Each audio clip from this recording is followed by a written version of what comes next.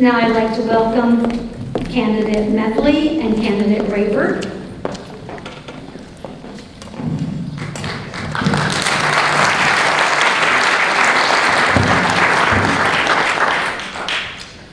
Thank you both for your presence and participation. At this time, you have 90 seconds to introduce yourself to the audience.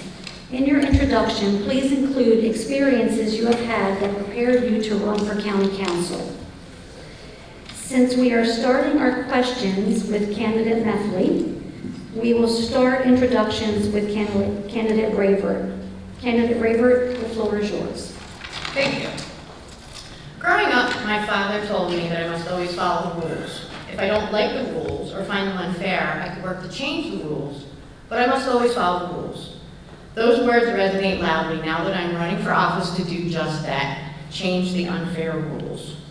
I spent 25 years rising to vice president of a mid-sized financial services firm. When I lost my job during the pandemic, I made lemonade and went back to school full-time. I graduated from Cecil in 2021 and earned a bachelor's in pre-law with a minor in political science from UMGC the very next year. I'm currently the director of investment operations for the Maryland Pension and Retirement Agency. My family moved to Cecil County 27 years ago because housing was affordable for a young family looking to grow, and the schools were excellent. During that time, I led troops and adult volunteers for both the Girl Scouts and the Boy Scouts, and I also served on the boards of 2 nonprofits. I'm running for 2 reasons: to give voters a choice and to give the people a voice. There were many unopposed candidates in recent elections, and the Fund CCPS movement made clear that council has no regard for constituent concerns.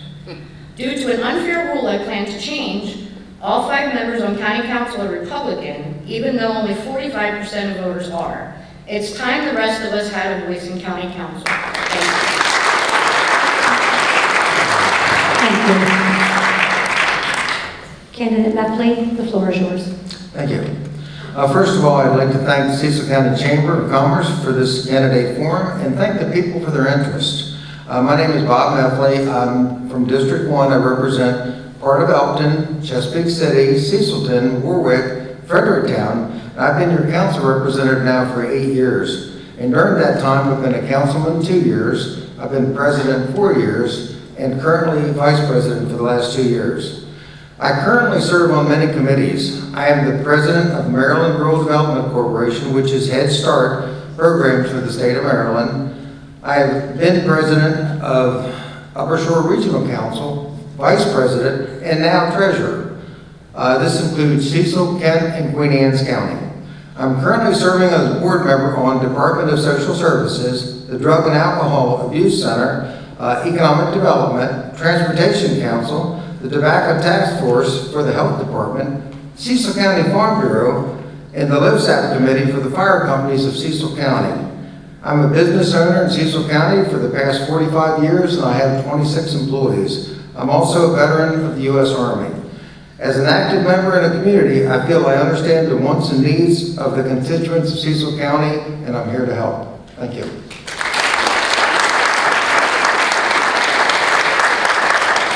Thank you. We will now move to our questions. You will have 90 seconds to respond to each question.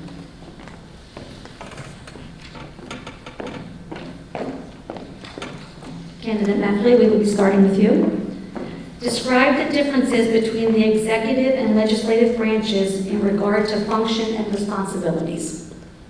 Okay, thank you. Well, first of all, this is a question a lot of people ask because they don't have a clue between the executive and the legislative branch. The executive basically makes the decisions itself. We are the voting members. We're the legislative part of the county. So in other words, they enact the legislation and we vote on it. And in regards to the function and responsibilities, a lot of things come from the county executive. Now we can, as council people, we can write laws and we can go ahead and vote on the laws, but 90% of it comes from the executive. This executive form of government that we have now, not the commissioners anymore, so it's completely different. So what we always want to make sure with this is you have checks and balances, because you don't want to give all the authority to one person and not the other, because you have one here and you have 4 over here, or 5 over here. But that's the difference between the 2 of them. Thank you.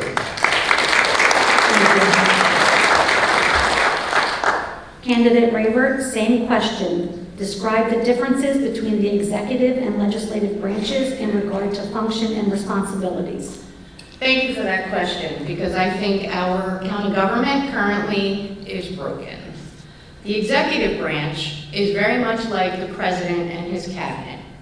So they write regulations and they administer the county. They have their agencies underneath of them, and that is their job. The legislative branch is supposed to have the power of the purse, which it does not currently, and there are no checks and balances in place with regard to what is an executive function and what is a legislative function. Our legislature, generally speaking, writes legislation on behalf of the county executive, not from anything having to do with our constituents here in the county. So these checks and balances that are lacking have created a lot of problems in our government, and they need to be fixed. Thank you.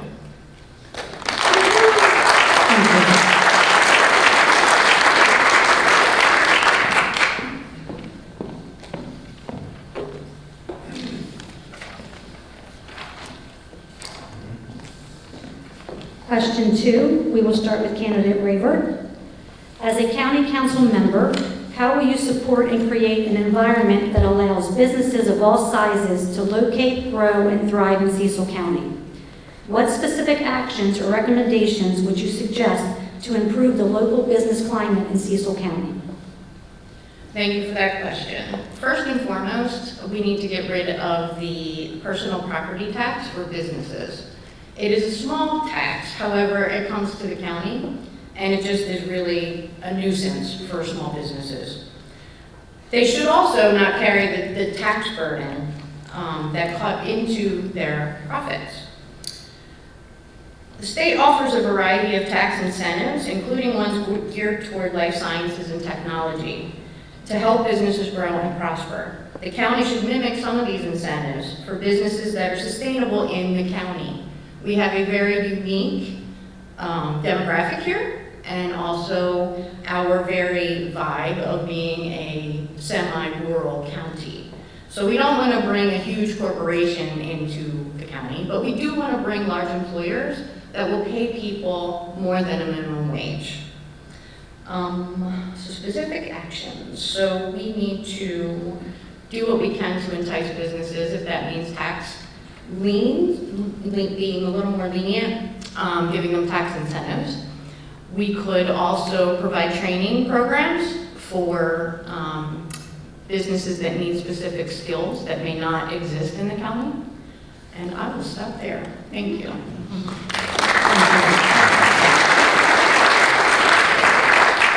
Candidate Meffley, same question. As a county council member, how will you support and create an environment that allows businesses of all sizes to locate, grow, and thrive in Cecil County? What specific actions or recommendations would you suggest to improve the local business climate in Cecil County? Okay, well, first of all, if it's a big business, we have something called an enterprise zone, where they get a tax break when they come in for 10 years when the business comes into the county. What that does, that attracts business and brings them into the county. And then every year the tax rate changes, so they pay more and more and more until they get to the end, and then finally they're paying the full amount. For small businesses, we have credits. We have grants that they can get for small businesses to bring them into the county. This is something really good because Cecil County is made up of 70% of small business. So if a small business walks out of Cecil County, we have nothing. So it's very important we take care of them. The actions, the recommendations to suggest to improve the local business climate, that's pretty easy. It's called permitting. If anybody in the audience had to get a permit, they know exactly what I'm talking about. Our permitting process is very hard at this time. This is something we need to work on with the state, because right now the restrictions we have limit what a person can do. I've had people come up and say, I want to open a business, but it's so hard in Cecil County, I'm going to Delaware. And how does that make us feel? So we really need to work together. with the permitting office and with the state of Maryland to make it a lot easier so people can come in and enjoy their business. Thank you.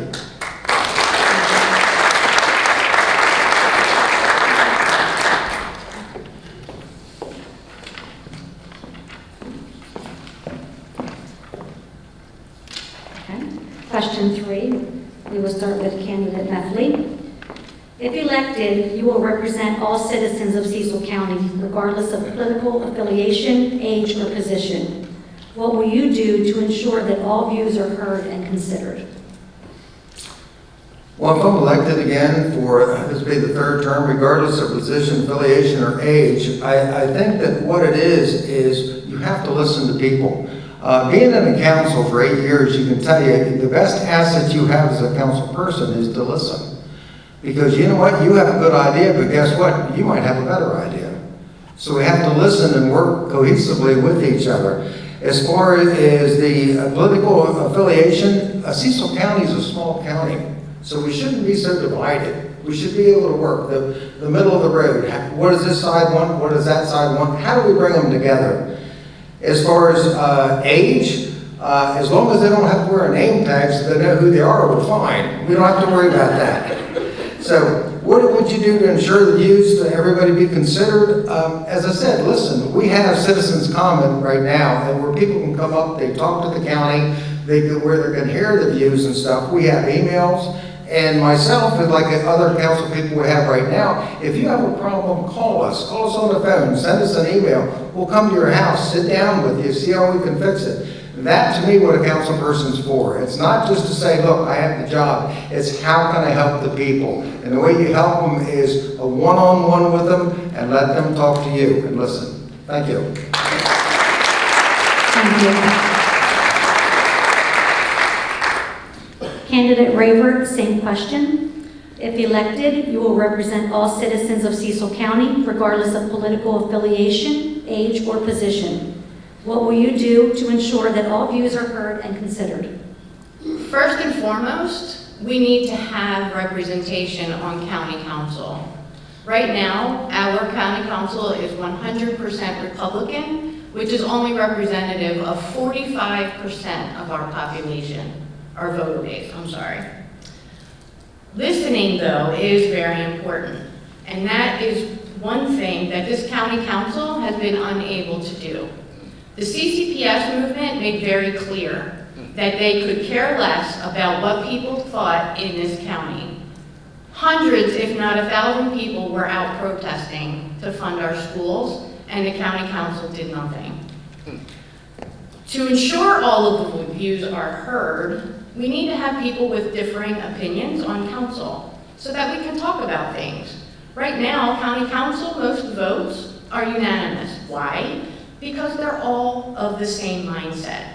We need someone with a different set of thinking, a different set of values, a different set of responsibilities and thoughts, and to get some discussion going on in county council so that we can find the best solutions for everyone, not just a Democrat or Republican, but everyone. Thank you.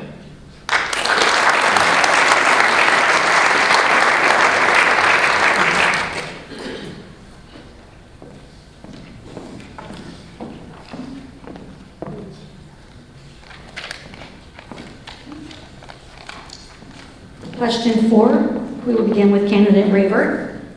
When discussing the budget with your colleagues, what will you do to ensure the conversation stays fair and focused and centered on the needs of the community?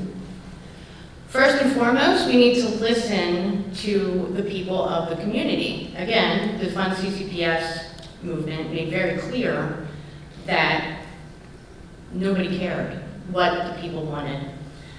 We need to make sure that we listen to all opinions, consider them, talk about them, and then arrive at a good solution. Like I said, County Council today really has very little discussion. The county executive presents legislation, which is wrong, and they just pass it. We need to talk about this budget. We need to make sure that we are funding public schools, public services, and public safety. There are many people in public safety now that are just scraping by, working overtime. That's not the way that it should be here. We need to get people's opinions and bring them to the council so that people understand exactly what's happening in the county so that informed choices can be made. Thank you.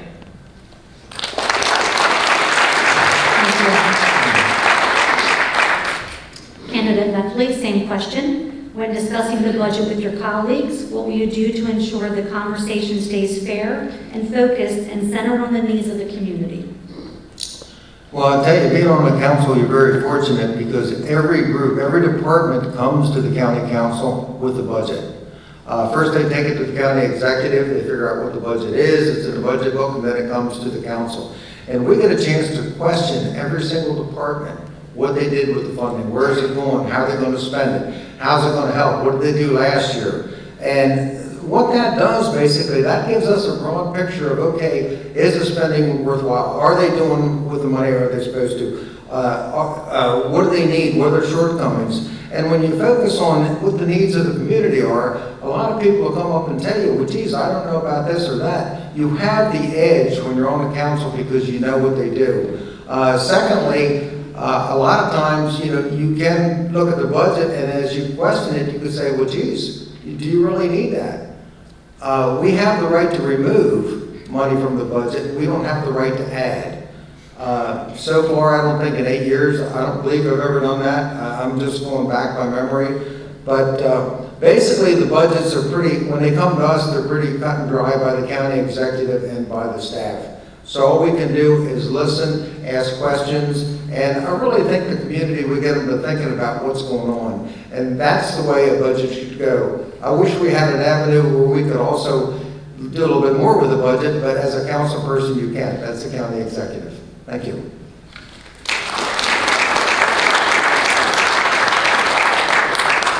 Thank you. That ends our questioning. Each candidate will now have 1 minute to wrap up. Your clock will say 1:30, however, you only have 1 minute. Candidate Ravert, the floor is yours. The purpose of county council is to pass legislation on behalf of the people and not to act as a rubber stamp for the county executive. County council has failed us by failing to properly fund public safety, public services, and public school education. It has failed our young, our old, our poor, and those in need of rehabilitation and affordable housing.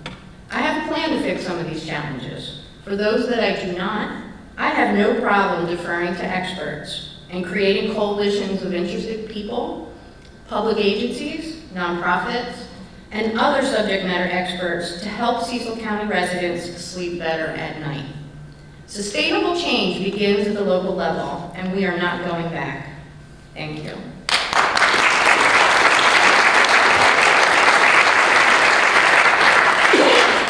Thank you. Candidate Meffley, floor is yours. I'm sorry? You can do your wrap up. Right, okay, thank you. Does anybody have the Phillies score, or just thought I'd ask before talking? First of all, I'd like to thank the Cecil County Chamber for this candidate forum and people in the audience again. And what I'd like to do is get the right paper here so I could talk a little better. Also, for the candidates here, it takes a lot for a candidate to be here, and you can say this off the cuff. When you're here, you're scrutinized what you say, people ask you a lot of questions and stuff, it means a lot. It means a lot to me and all the other candidates. I've been lucky enough to help funding with Calvert Park, Brentwood, the Bears Foundation, Farm Museum, first responders, the Sheriff's Office, $10,000 raise, and they still need to work on the drop program, which was proposed to the county for their retirement, Cecil County Public Schools budget and funding, and advanced money to complete Northeast High School and Middle School in 3 years instead of 5 years for a savings of $8 to $10 million. That's a real plus. Also working to restore a better way to work.